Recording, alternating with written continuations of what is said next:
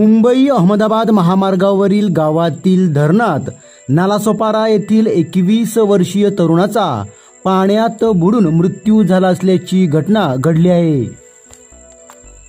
याबाबत मिळालेल्या माहितीनुसार नालासोपारा पश्चिमेतील निलमोरे येथील 4 तरुण सुट्टीचा आनंद घेण्यासाठी दुचाकीवरून मुंबई अहमदाबाद महामार्गावरील गांजे ढेकाले येथील वांद्री धरणात पोहण्यासाठी गेले होते।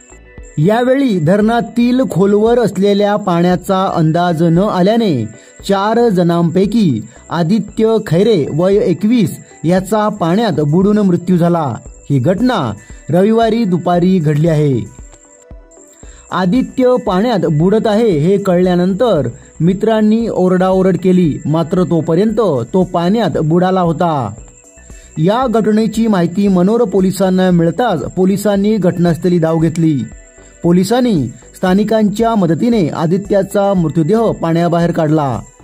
वांद्री धरण परिसरात मोठ्या संख्येने पर्यटक पर्यटनासाठी येतात। धरणाच्या पाण्यात पोहण्यासाठी उतरलेल्या पर्यटकांचा धरणाच्या पाण्यात बुडून मृत्यू झाल्याच्या अनेक घटना यापूर्वी देखील या ठिकाणी घडल्या आहेत। त्यामुळे धरणात पोहण्यासाठी उतरणाऱ्या पर्यटकांच्या सुरक्षिततेचा प्रश्न स्थानिकांकडून उपस्थित केला जात आहे।